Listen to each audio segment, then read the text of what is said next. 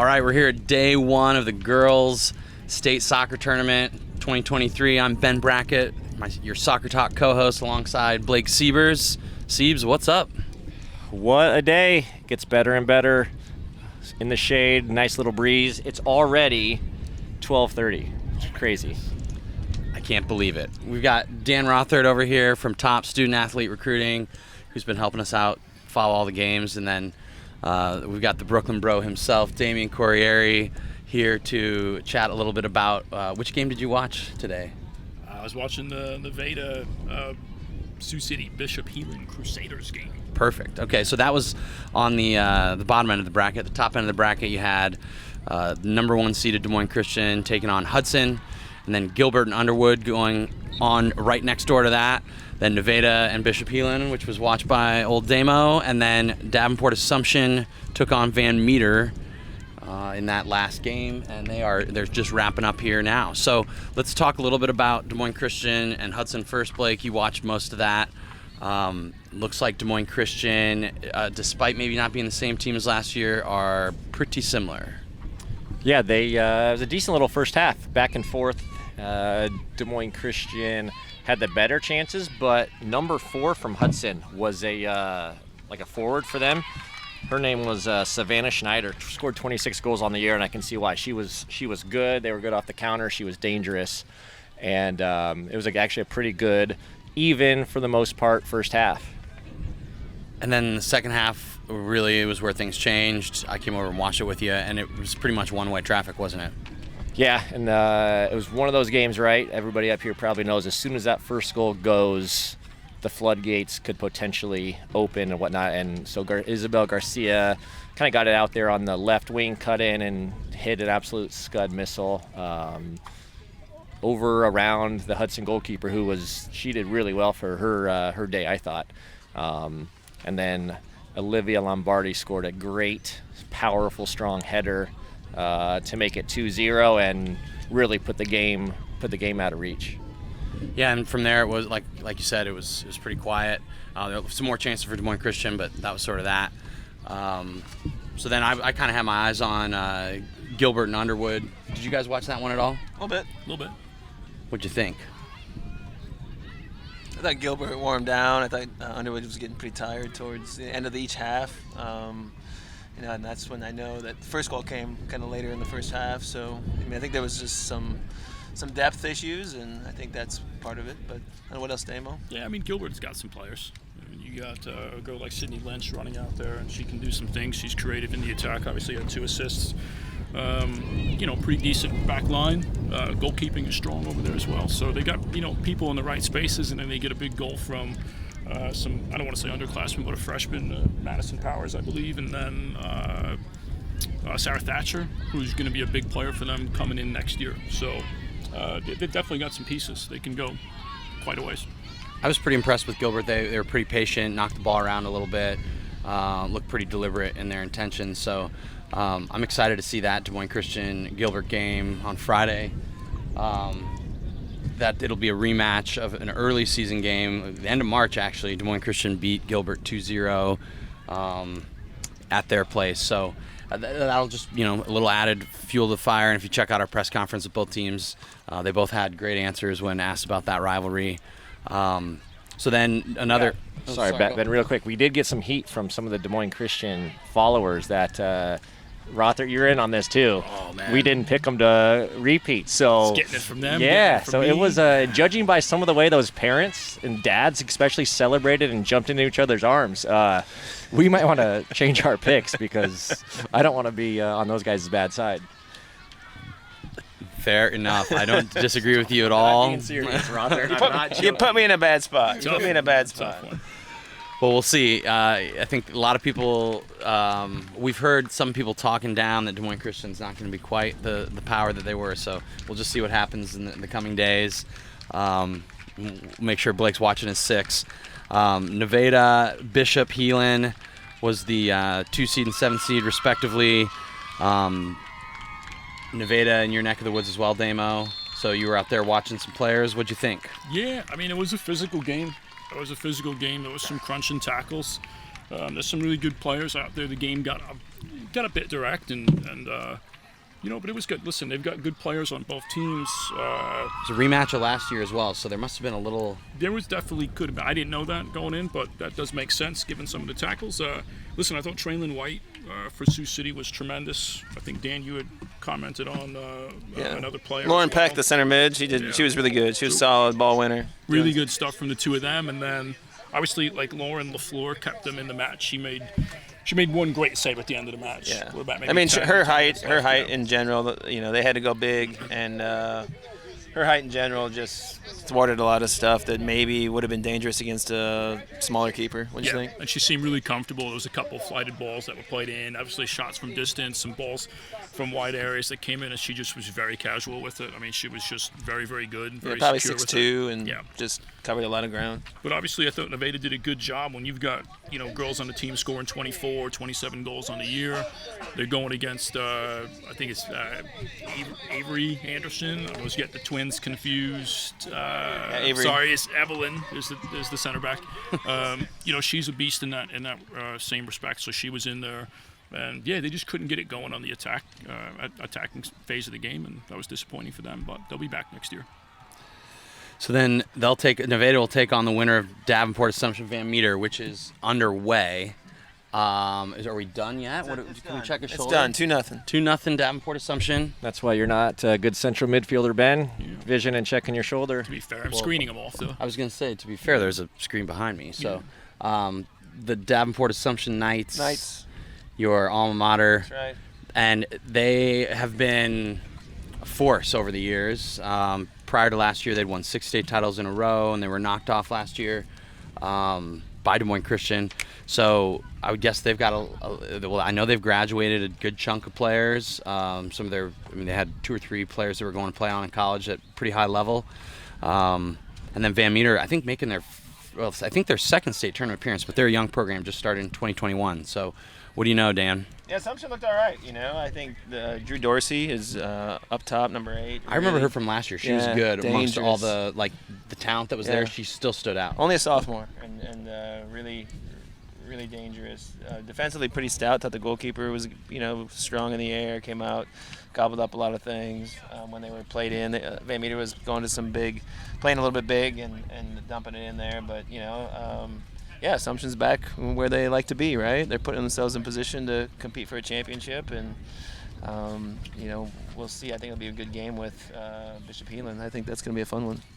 Tell me what you know about Elizabeth Moss, because I just read the bio, right? Like, sounds like she was a stud player. She's been coaching a winning team pretty regularly for years. What's her style like, or what's familiar? Yeah, she's been there a long time, and she was a goalkeeper there. I actually tried to get her to go to Loris. She went to Grandview, played there for 4 years, came back, started coaching.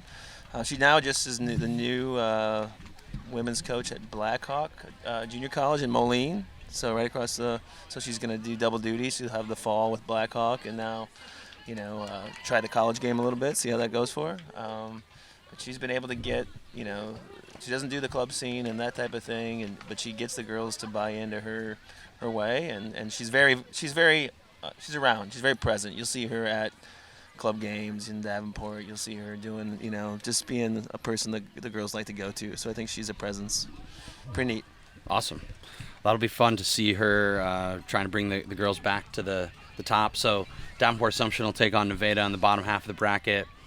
Des Moines Christian and Gilbert on the top half of the bracket. So we've either got a rematch of the final maybe with Des Moines Christian and Davenport Assumption from last year, or maybe like an all-Story County final with Gilbert and Nevada potentially as well, which would be... No. Nevada got... Yeah. Oh, did I mess that up? Thanks for redo this. I was hoping you would correct it the second time, Ben, but Bishop Heelan. Oh, thank you. Private school. I mean, I just got excited about an all-Story County final. Hey, I'll tell you, man, make 3 no of the assumption. Yeah, 3 of the 4 schools in the 1A semifinals are private schools. Take that for what it's worth. I don't know if it's worth anything, but Fair enough. All right, well, we'll leave it at that then. Excuse my gaffe. So let's. Always that way, right? It's always private schools in 1A. Amen. Well, so we're here now getting ready for the 2A matchups. We'll be back with some more updates on that. Stay tuned. Okay, we're here at the first day of the girls' state soccer tournament. The 2A action has just wrapped up, and we saw a lot of goals, did we not? We did. If you are a fan of goal scoring, you missed the 2A region, you're going to be upset. That's correct. Anyway, I'm Ben Brackett, your Soccer Talk co-host with Blake Siebers. And then we've also got our good friend Dan Rothert over here from Top Student Athlete Recruiting. Dan, what's up? You have to read my shirt every time. Because it just doesn't roll off the tongue for me. I want to say Top Soccer.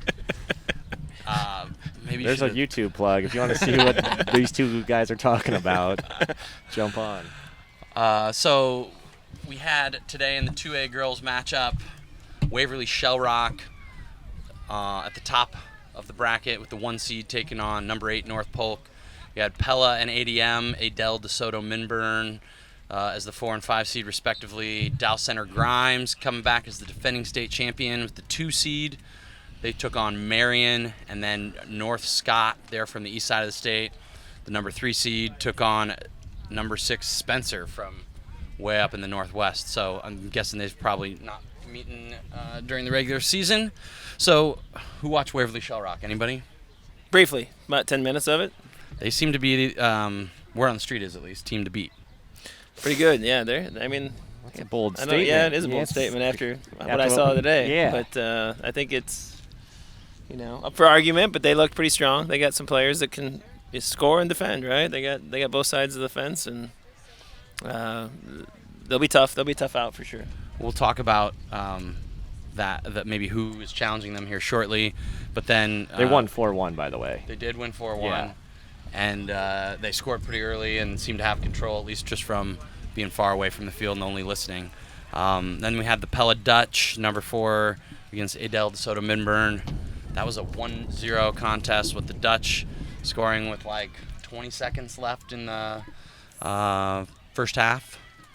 Yeah, it was a pretty great good little goal. Yep. I think all three of us watched Yep. a pretty good chunk of that. So That was Abby Warner with the winner there from distance. Yeah, got it into her feet, a little cheeky little turn and left-footed. Again, we talked a little bit like a strike, a proper strike. We talked a little bit about this off camera, off air with some people as far as sometimes in the girls' high school game, you can score a goal by clipping a ball just over the goalkeeper's head. But like we've seen a couple like proper strikes, technique, scud missiles, I like to call them, that goalkeepers have no chance.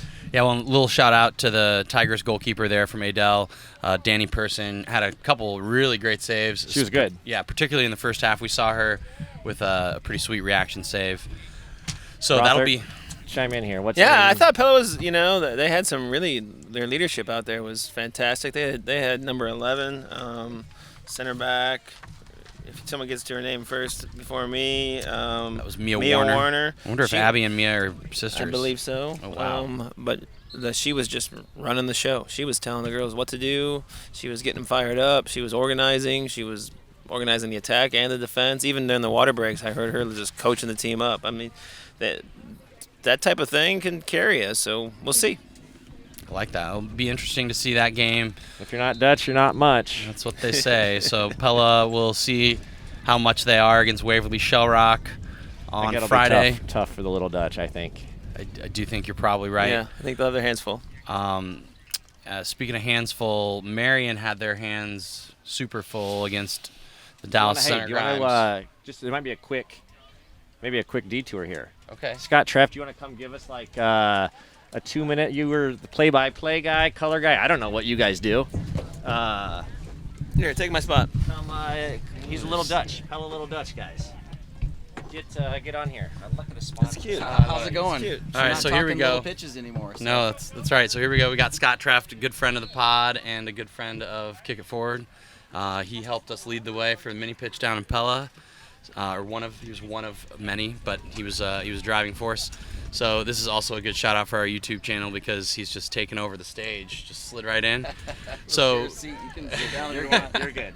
So tell us a little bit about the game. Just give us your sort of play-by-play and your thoughts on who was good and what you see for the team in their next match. Yeah, Pella plays a real stout defense. They don't give you many good looks. They clear the ball out. They don't play that real possession style all the time, but they've got some real speed and burners up top that just allow you to put a lot of pressure on opposing team's defense, and you give Abby enough looks at the goal and she's going to bury one or two of them. So she's quite the player. She is quite the player. She's a lefty. She's super strong and quick that way, and it's hard to contain her for 80 minutes. What's her story? She's a senior. She's a junior. Junior, okay. She's a junior. And so, she should probably work with top student athlete recruiting. Yeah, there you go. Yeah. Yes. So her sister is that? So she's a senior, Mia. Mia is a senior. Yes. Okay, so it sounds like she's quite the leader. And then, how do they get along? I just think this is funny. They're just total competitors. Oh, I love it. I joke back and forth about which one's the better Warner, but they each hone their own craft differently. Mia is definitely more of a physical, strong presence as a defender. Abby definitely brings the skill and speed and that finesse up top. So I would guess that one-on-one game at home is pretty intense. I would imagine, and they come from a large family, so there's a lot of competition at home for many of the days throughout the summer or winter months. So. Love it. Give us your thoughts. Waverly Shell Rock, who they're playing next, the semifinal, traditional powerhouse. They know them real well. They've actually played them in club a few years. It's been a few years since we've played them, but they tied, went to shootouts this spring. So this is like a little Iowa Rush satellite club. It is a little Iowa battle. Rush. Yeah, you've got North Scott with the Quad Cities Rush over there, and then you've got Iowa Rush North out of Waverly, and then obviously Iowa Rush South out of Pella. So. Interesting. Yeah, we're looking forward to a little rush battle there, but I think it'll be good. I think it'll be another one of those 1-0, 2-1 kind of games. Yes. So you said it went to PKs, huh, in the spring? Yes, yep. Waverly was victorious there in PKs. Nice. That was at Waverly. I love it. We'll have some action for the Friday games. Yeah, it should be a good one.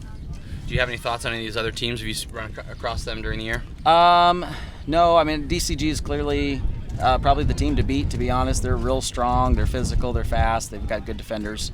I would expect that they're going to continue to advance onto the finals there. So, right on. I'm just getting blown up here with. I've predicted Waverly Shell Rock as the team to beat, but apparently. Okay. Well, that's difference of opinions. It's all right. I love just getting called out, and Evan, our camera guy's loving it too. Okay, well, let's talk about DCG as well here. Scott, please stay with us if you'd like, but we'll talk a little about DCG and their just 10-0 domination of Marion. I had a good little segue going before about having their hands full, but I got interrupted. Well, I think Dan chime in, Scott, if you want to, but they scored 4 goals in the first 7 minutes, I think, to really put it out of reach. And cool story for Marion. I think they made it here with the boys as well, and getting a little mini pitch up in Marion. Maybe is it rude if I say go train on the mini pitch more? I don't know, but they were dominant, right? In 2A, I picked them as the repeat winner. It's looking good. Man, they every time they got the ball going forward. I mean, their attack looked good, but it was hard to tell who was good because they all looked great today. So I talked to the girls that we spoke to afterwards, Maya Fitz and Elena Bartek, and it sounds like when they're hot, and they were certainly on a roll there. Hopefully for them, they don't get caught in a cold streak here in the next couple of days. And so then, who saw North Scott Spencer? That was you too, Dan. Yeah, I've been watching that. Yeah, it was fairly even first half. North Scott got a pretty decent goal to maybe halfway through the first half, went up 1-0, and then second half started and they got a penalty and then another quick goal right after that to go up 3. Is it still 3? Yeah, 3 with 6 minutes left. So they seem to be in control. Spencer did have a few chances in the, while it was 1-0. But since then 3-0, they've kind of taken the wind out of the sails, and looks North Scott seems to be cruising. North Scott's pretty deep. I've seen them a little bit this year, and they have 17-18 deep. So I think I'm not going to rule them out. I know DCG is going to be tough, but I think North Scott's got some cred. Fair enough. Well, it looks like we've got Waverly Shell Rock and Pella on Friday at 12:30 in the afternoon. Shortly followed by Dallas Center Grimes against North Scott. Should be a tasty little semifinal matchup. I'm not a fan of the field selection for the semis. Field 6 over here in front of us, and then field 9 is the Drakes. You can't see both, you can't watch both at the same time. Iowa Girls High School They're over Athletic there. Union. Talk to them. They're in that like. And then the cool air-conditioned thing that I walked into and I got glared at, so I turned On around. the boy, and on the walked right boys, back out. I went in the boys, no problem. Girls, they'll kick you out. Sounds like Blake's feeling a little feisty. Scott, thanks for joining us. Do you have any thoughts on that as well? Do you want to get yourself in trouble? Yeah, I'm gonna stay out of that one. I don't need to create any ripples here. But yeah, I think we've got the 4 best teams left in 2A, and it'll be a dogfight on Friday. So Best of looking luck. forward to it. Best of luck to your Dutch. Yeah, go Dutch. In the meantime, we will suggest that you check out our YouTube channel. Check out all of our awesome press conferences and halftime interviews. Otherwise, we'll see you here for 3A shortly. All right. The end of day 1 for the girls tournament. Day 2 overall. 3A competition has just concluded. We had Waukee Northwest taking on Ankeny Centennial, West Des Moines Valley against Pleasant Valley, Ankeny and Dowling, Johnston and Linn-Mar. I'm Ben Brackett, your Soccer Talk co-host, alongside Blake Siebers, and we have the Titan Tactician with us as well, Matt Sahag. How you guys doing? Doing good, guys. How are you?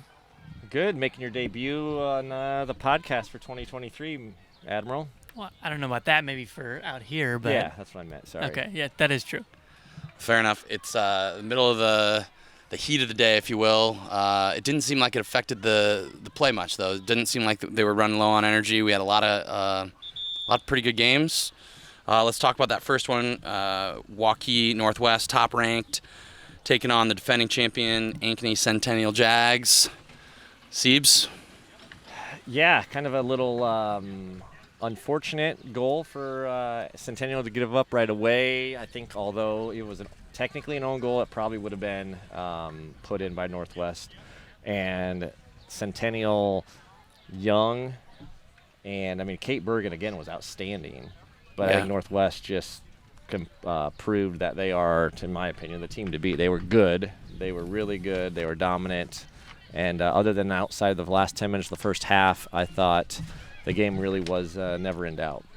Yeah, and Waukee Northwest hasn't lost all year, save but once to Whitefish Bay, which is the Wisconsin state champion, and it was a close one as well. So they're definitely rolling, and they did not look like, to me, it didn't look like at any point that they did not have control of the game. Centennial was fine, but I think the Wolves were just a little too much. Yeah, I was talking to Maddie Smith after the game for a little bit, and it was like, I hadn't seen Zoe Mahoney play for maybe 2 years, and she has either had a bad game than I saw, or she's greatly improved. She was exciting to watch, dominant. To me, the best player on the field. Yeah, she's a good player. Committed to Drake. Looks like she's got 19 goals in the season too. Maybe more now. Did she score again today? I don't think so. Okay, 19 on the season. So Before the programs were printed anyway. and so they'll take on West Des Moines Valley, my alma mater, in the semifinal round after Valley ran out. What was it? Was it 2 or 3-0, Blake? 2-0. 2-0 against Pleasant Valley. Yeah, it didn't. Same thing. Yeah, Similar. never really seemed out in question. Matt, you watched a little bit of that game.